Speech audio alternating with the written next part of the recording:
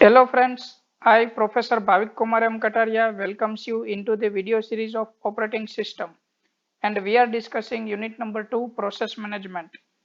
In our earlier session we have discussed process concept and process control block. So guys, if you are still remain to watch that video, you can click on I button at top right corner and you can watch that video. Today we will discuss second session, that is process states and state transition diagram. So let's start today's lecture number 7, state transition diagram. During the process states, various number of states are there. Like first, there is new state. It means whenever any developer is developing a program, so developer is writing a line of codes, and this line of codes are going to be stored into the secondary memory. Whenever operating system will execute this program, so this line of code will arrive into the primary memory from the secondary memory and run as a process. It means program becomes a process. So that is a new state where actually program was located and it is arriving for the execution. So that is the new state of process. Then after, next state, that is a ready state. In terms of ready state, processes are ready to execute and waiting for the CPU. It means number of processes are requiring the CPU, but as per the common fundamentals, at a time one processor can execute one process only. Third state, that is run state. It means in this state process is in execution.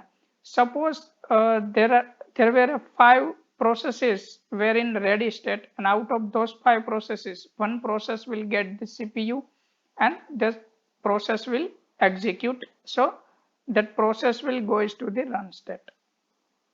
Next state, that is block and waiting state. It means during the execution, look like any process require another resources, look like in input output devices.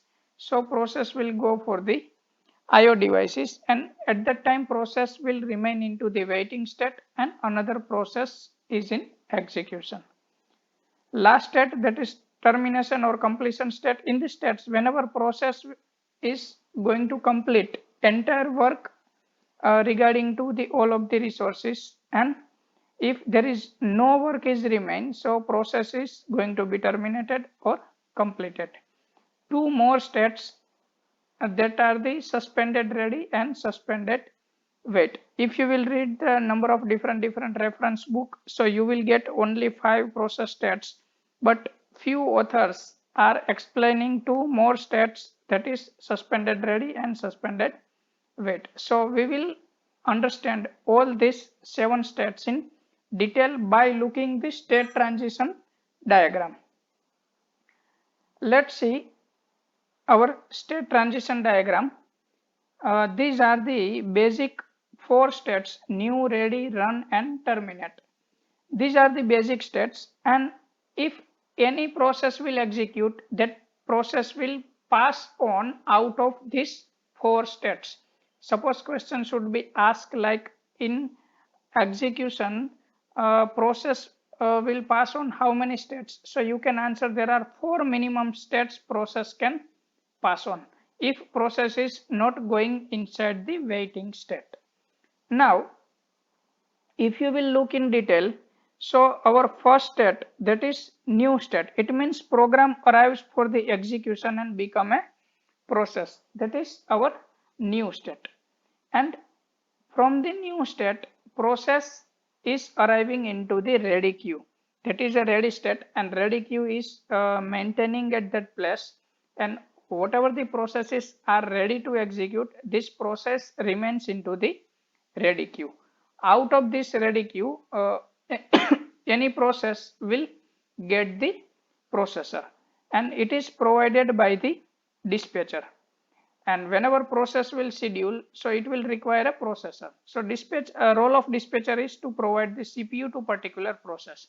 Suppose from the ready state, if any process is getting a CPU, so it will reach from ready state to run state. It means currently process is in execution and it is in running state.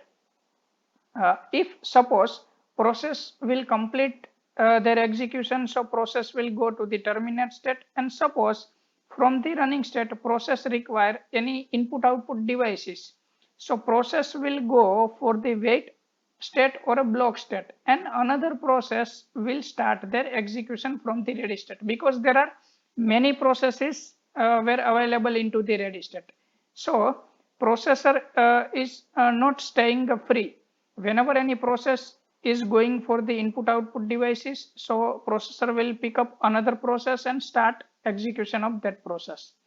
So during the waiting state, processes are using input output devices, like somewhere there is need to allocate runtime inputs, like whenever we are executing a program, somewhere that is required to display output on monitors, somewhere that is required to print output into the paper, so printer is required. So this type of devices are required during the process execution.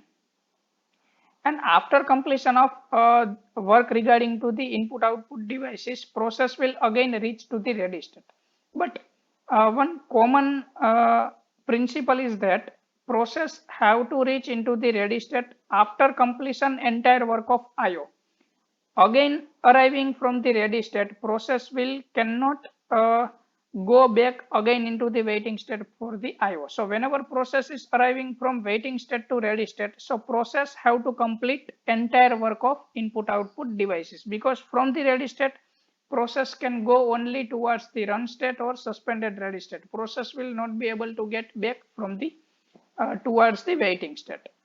Another case, from the waiting state to suspended wait, like again look like whenever processes are in ready, so ready to execute, at that time processes are going to be stored inside the ready queue.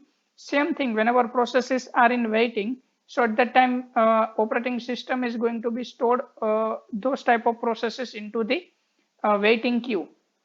But this type of queue are with the smaller size, and these queues are maintaining into the primary memory.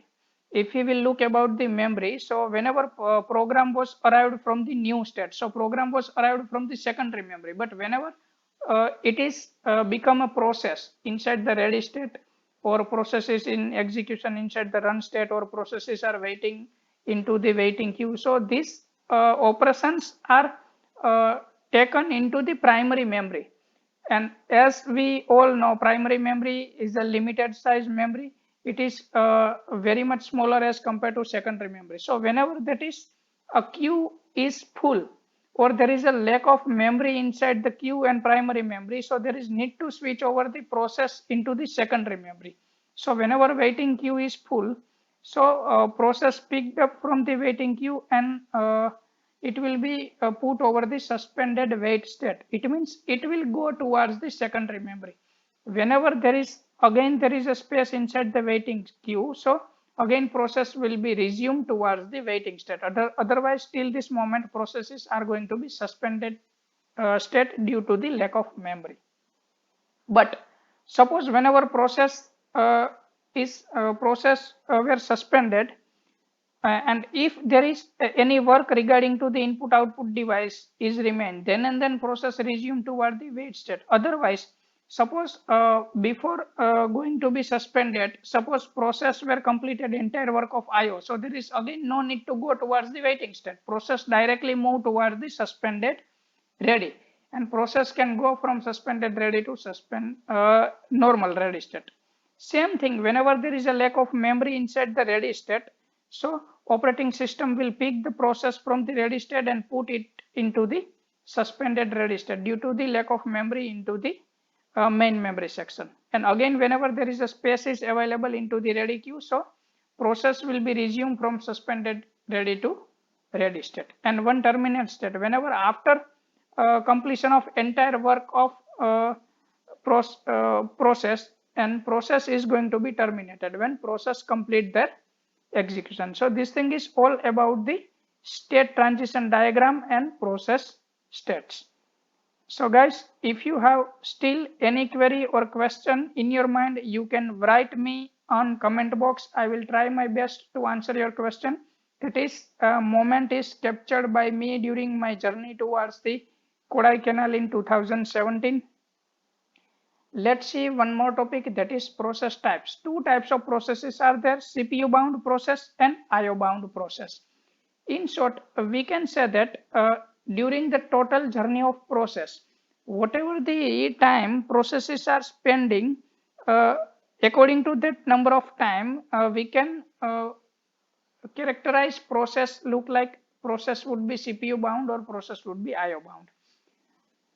Like whenever process is using more number of types CPU, so that process is known as a CPU bound, and whenever processes are using more number of time input output devices, so we can say that process is IO bound. Look like during the total time, suppose we are considering process P1 is there and total time is 10 millisecond. Out of 10 millisecond, process is spending 6 millisecond to use the CPU and 4 millisecond to use the IO bound. So we can say that more number of time process is spending for the CPU. So we can say that P1 is a CPU bound process. And same thing, like another process is spending more time towards the input output devices. So we can call that type of processes are IO bound processes. So hope you are understanding everything about the process. In our next session, we will discuss process and CPU scheduling. Most of the students are getting confused in between process scheduling and CPU scheduling. But guys, no need to worry anything about the process scheduling and CPU scheduling. I will explain you in very easy way what is the process scheduling and what is CPU scheduling. So stay connected with me. Thanks for watching.